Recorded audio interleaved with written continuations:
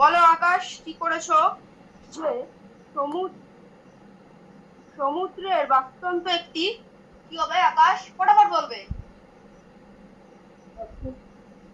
Option A করেছি।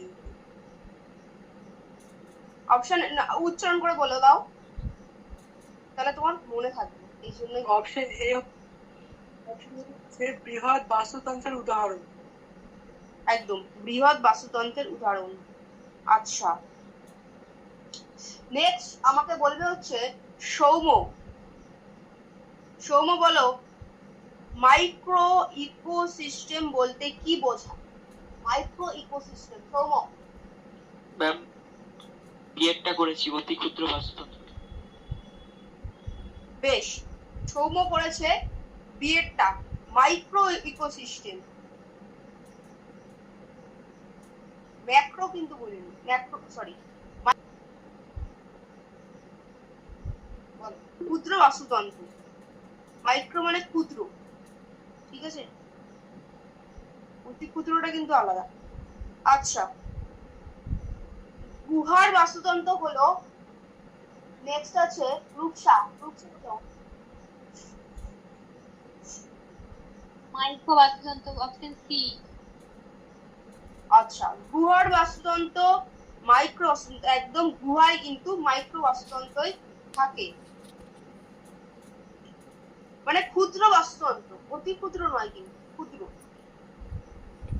আচ্ছা, ওটা ন্যানো বাস্তুতন্ত্র। অতি ক্ষুদ্রটা।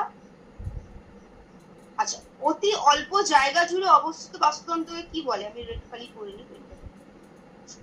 অতি অল্প জায়গা জুড়ে অবস্থিত বাস্তুতন্ত্রকে কি বলে? সৌম্যর পর রূপসার হয়ে গেছে, সোনালী বলো।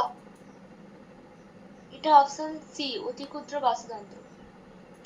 আচ্ছা, অতি অল্প জায়গা জুড়ে অবস্থিত বাস্তুতন্ত্রকে বলা হচ্ছে অতি ক্ষুদ্র বাস্তুতন্ত্র, ঠিক আছে। অতি অল্প জায়গা জুড়ে, এরকম না যে ওখানে শুধু অণুজীব থাকবে, ব্যাকটেরিয়া থাকবে, যেগুলো আমরা চোখে দেখতে পাই না, এরকম কিন্তু কিছু নয়। 16, একটি বাস্তুতন্ত্রের উদাহরণ হলো, এটা আমাকে বলবে। আচ্ছা, রুমা রায় বলে আছে, তোমার নামটা কি জানো? শুভম। শুভম, হ্যাঁ ম্যাম। হ্যাঁ, শুভম বলে দাও। Ma'am, option D, aquarium.